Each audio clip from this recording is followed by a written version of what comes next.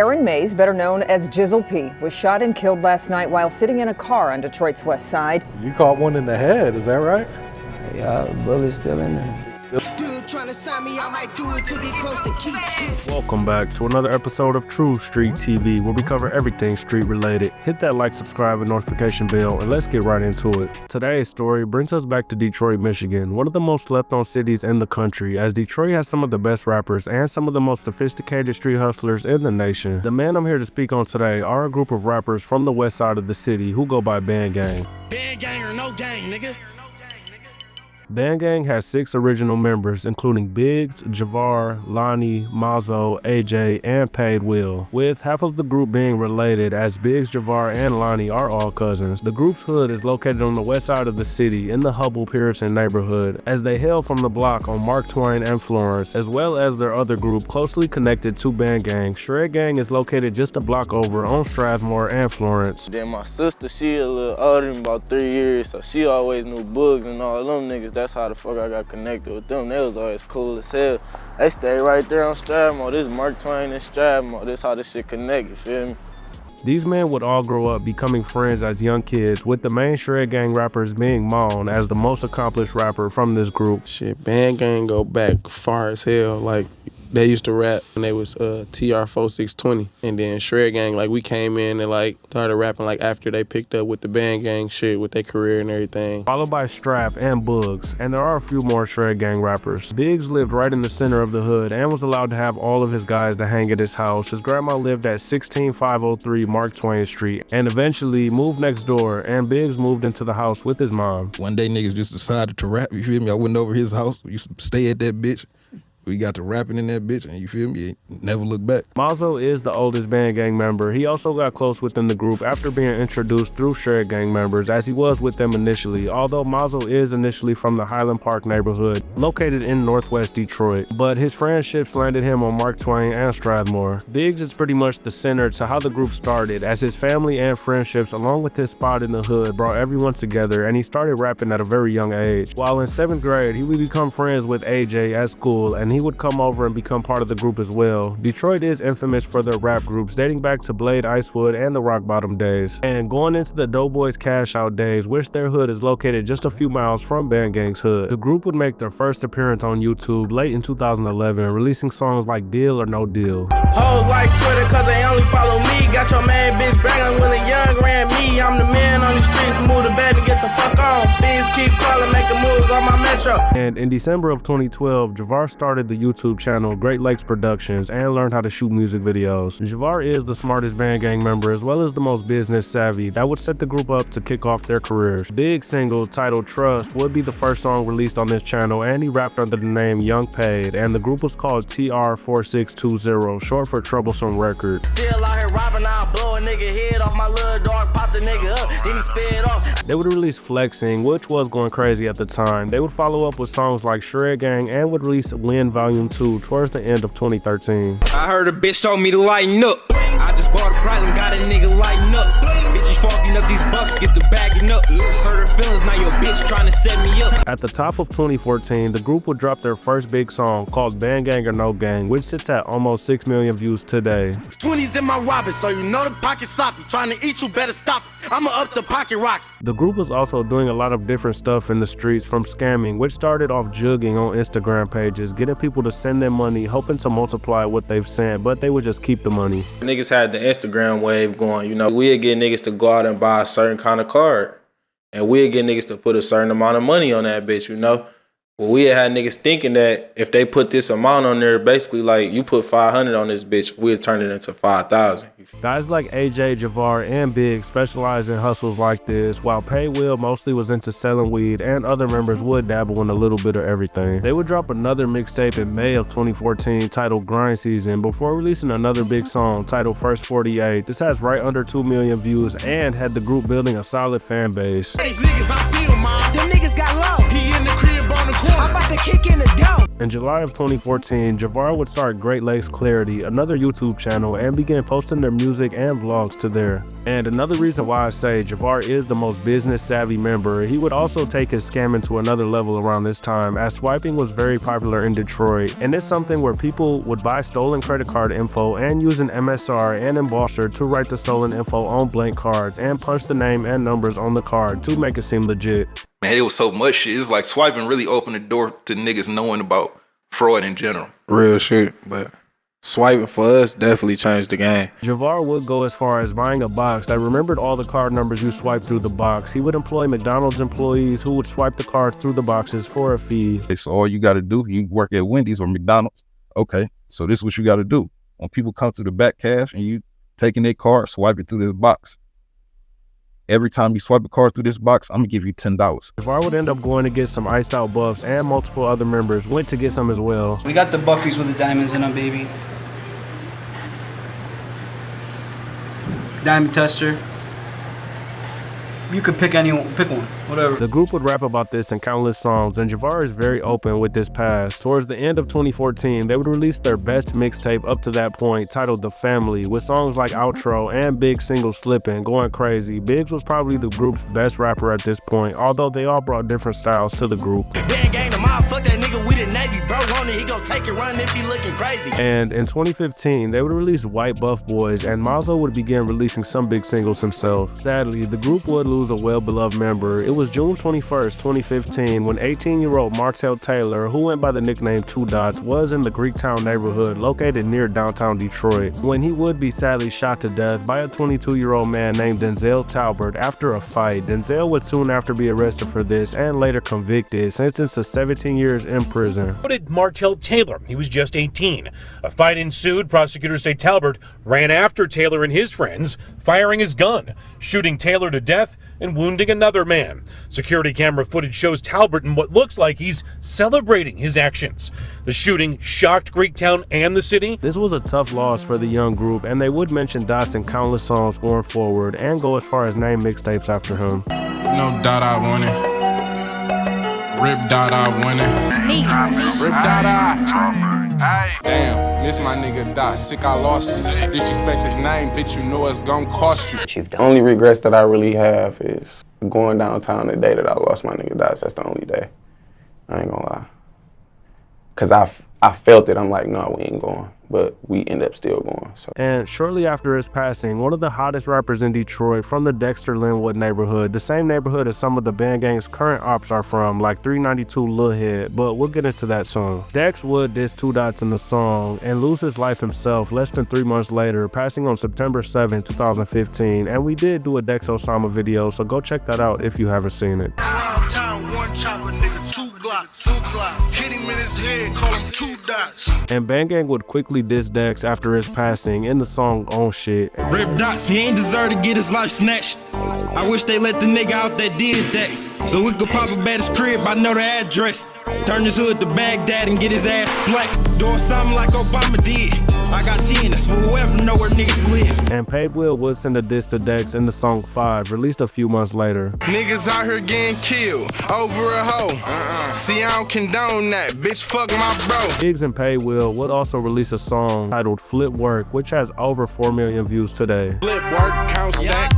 Flip work, count stacks. Spin pros, get it back. And they would end the year off releasing a mixtape called What Dots Wanted, and AJ would also do a Walk 'Em Out interview. And AJ would also hop on a song with Al Wu, who was an upcoming rapper from the Glock Boys clique who are locked in with BandGang and Shred Gang. Al Wu was a rapper and producer and will produce many of BandGang's songs as well. I feel like Stanley, cause I done been in too many hoes. Hold on, I'm too froze, I gotta heat shit up. BandGang would release a huge song in February called Out My Business. This is one of their biggest songs up to this point and has over 5 million views. Bands buying bows and bitches bags, running off of mine, I'm sending Moan to go get his ass. And Al Wu was also close with Rondé 9000, as they would release the song Beast Mode in March of 2016. I ain't swinging like I'm walking the dog. Blocks with us, we ain't talking at all.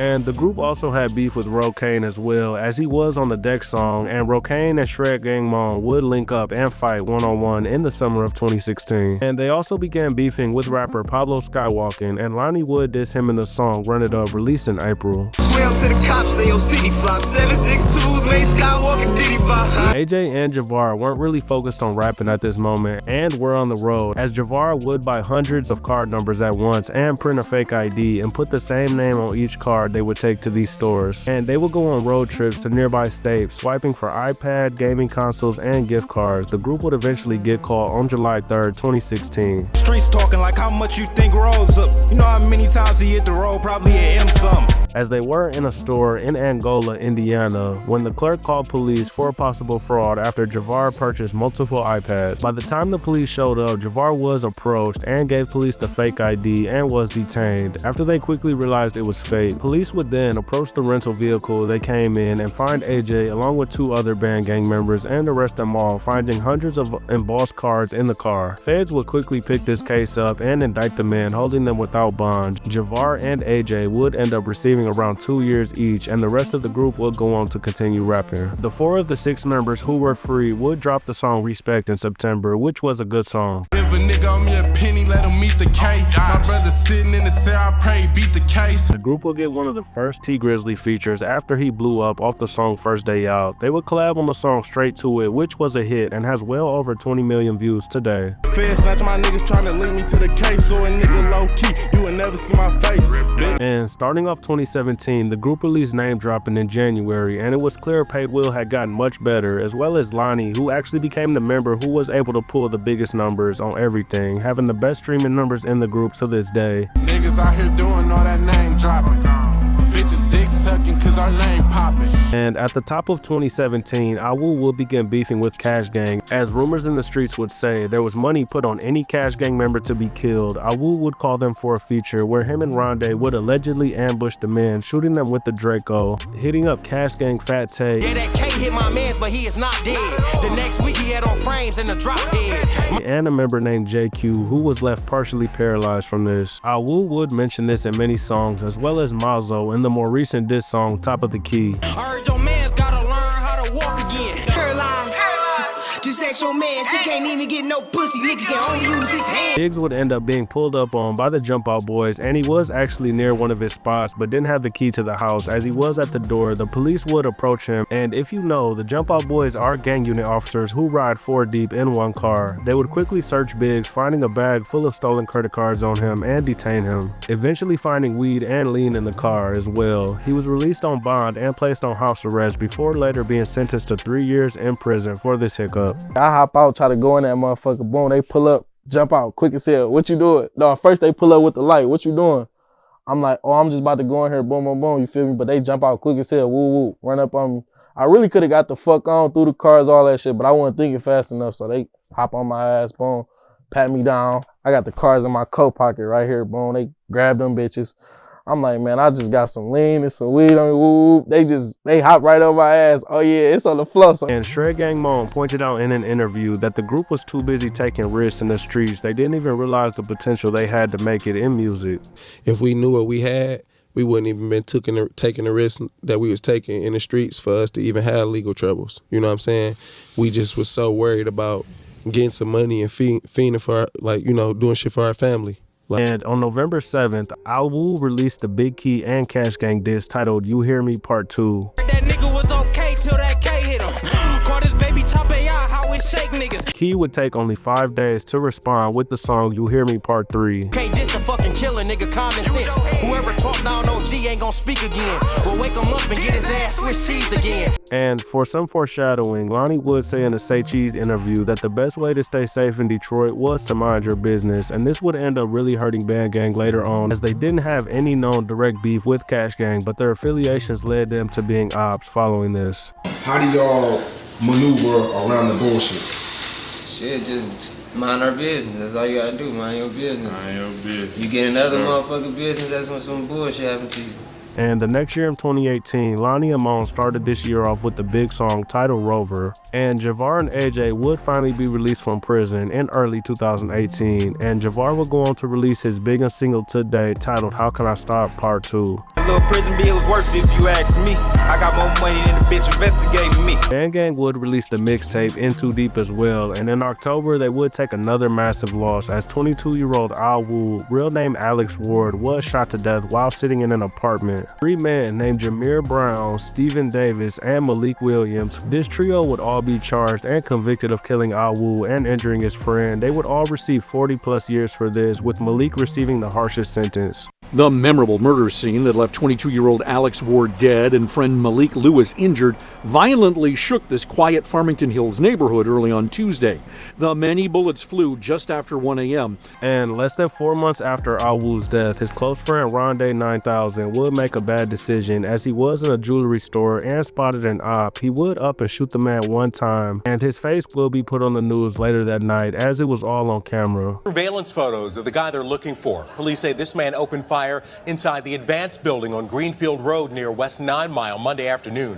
One person was hit. There's no word on that victim's condition at this time, but if you know anything about the shooting, you're asked to call. And around 2 weeks later, Rondé featured on the song Public, where he rapped about being on the run. I'm on the run right now, looking for a hop. Won't sit down, trying to get me locked. He was later caught and sentenced to 6 years in prison for this. Do these guys approach you? It's about like 4, 5 or whatever tough ass niggas come off the elevator playing roles, phones out, doing hand signals, whatever you want to call it, banging on the windows and all that. Talking about come outside, all that. But I had bro and them just go head downstairs, so I meet them downstairs and shit. And then, you know, the toughest one out the group felt like he was just tough as hell, run up. Still, you see a nigga with a gun and you still gonna run up like you don't know the outcome. And shit. And it ain't even like you don't know me, nigga, so you know the outcome. And Paidwill would end the year off strong as he was deep in his bag and now a polished rapper, able to make big singles with his smooth delivery, talking street shit. He released Factually Speaking in November, which has almost 2 million views. Even if I'm out the way, still can make it happen. All it takes is one call to make a nigga vanish. 2020 would be a bad year for the group as they would take many losses this year. In June, Lonnie would feature on the song Whack Jumper alongside Glockboy TJ and Shred Gang rappers. This has over 9 million views.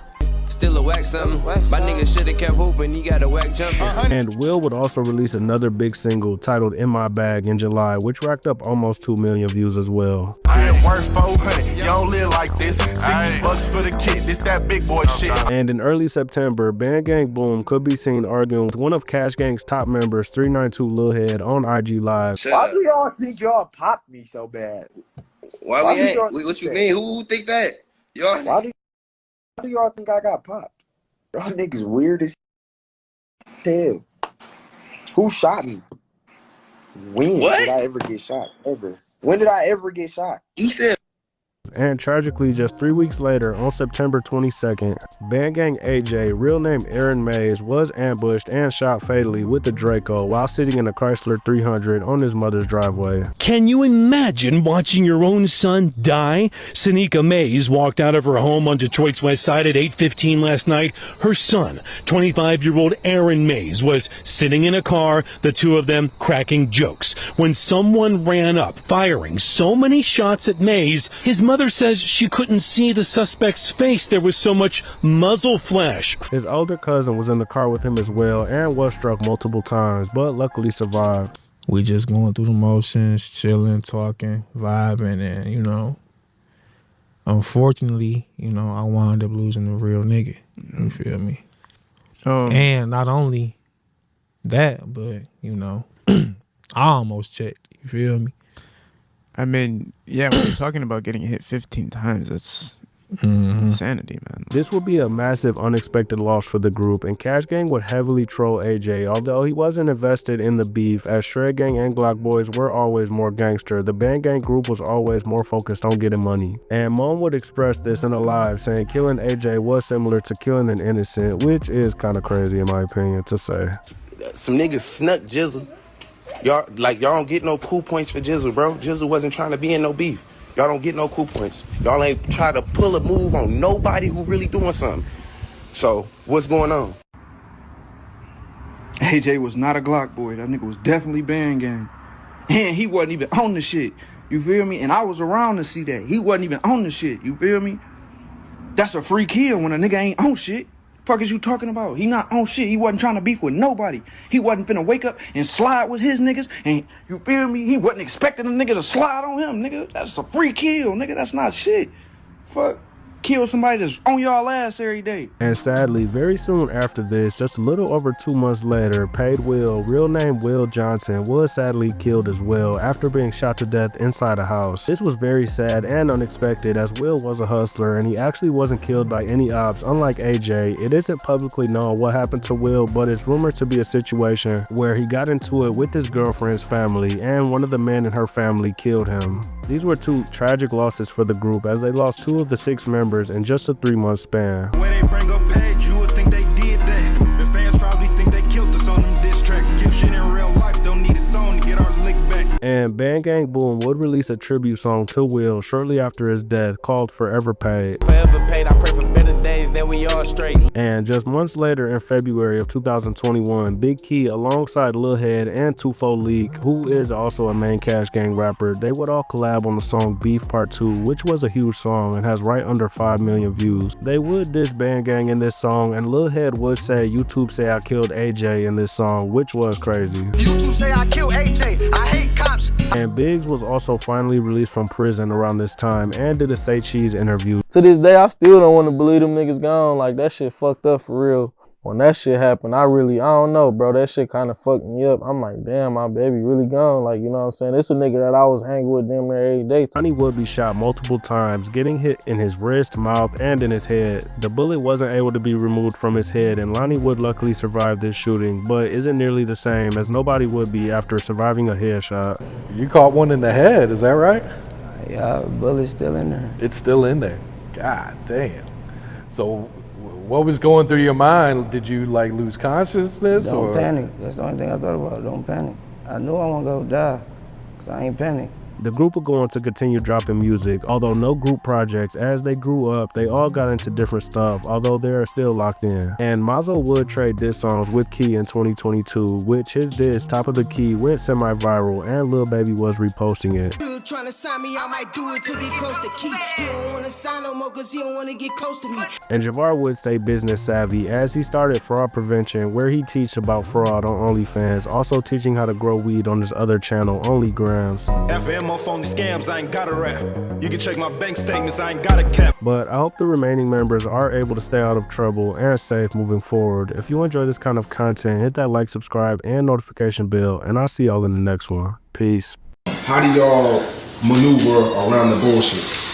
Shit, just mind our business. That's all you gotta do, mind your business. Mind your business. You get another motherfucking business, that's when some bullshit happens to you.